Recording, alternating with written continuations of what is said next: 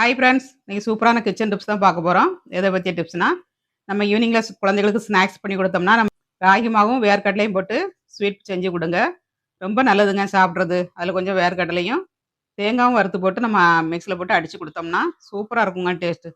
Try பண்ணி பாருங்கள். Video முடிச்சிருந்தா லைக் பண்ணுங்கள். தண்ணி வந்து சூடாயிருச்சுங்க.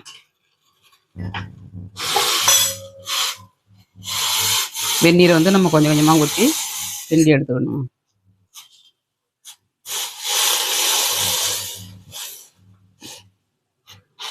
இடியாப்பத்துக்கெலாம் மாவு எடுப்போம் பாருங்க, அந்த மாதிரி கிண்டிக்கணும்.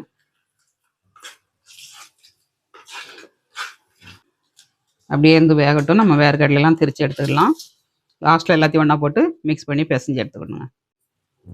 இந்த மாதிரி ஒரு மிக்ஸி சார் எடுத்துக்கோங்க. இதில் வந்து நம்ம ஃபஸ்ட்டு வேர்க்கடலை போட்டுக்கலாம். வேர்க்கடலை, அப்புறம் தேங்காய்ங்க, அப்புறமா வெல்லம், நாட்டு சர்க்கரை எது வேணாலும் நீங்கள் எடுத்துக்கலாம். ஏலக்காய் வாசனைக்காண்டி ஒரு 3 ஏலக்காய் போட்டுக்கலாம். பொடி இருந்துன்னா பொடி போட்டுக்கோங்க. இதை கொஞ்சம் குறப்பாக அரைச்சி எடுத்துக்கணுங்க. வேர்க்கடலை வந்து ரொம்ப மையாக அரையக்கூடாது. கொஞ்சம் திட்டாக நம்ம அரைச்சி எடுத்துக்கலாம்.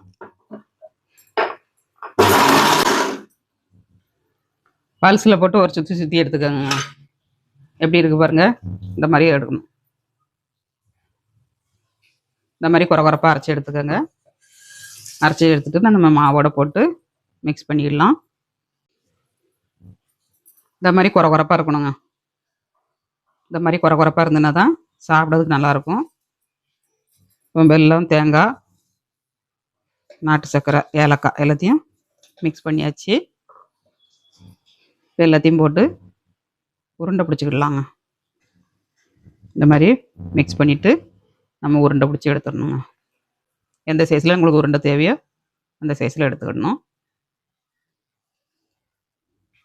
உருண்டை பிடிக்க வரலன்னா கையில் கொஞ்சோண்டு நெய் தடவிக்கங்க. பார்க்கையிலே எவ்வளோ சூப்பராக இருக்குது பாருங்கள். அட்டகாசமாக இருக்குங்க சாப்பிட்றதுக்கும். நாளைக்கு இன்னொரு டிப்ஸோடு பார்க்கலாம். பாய்.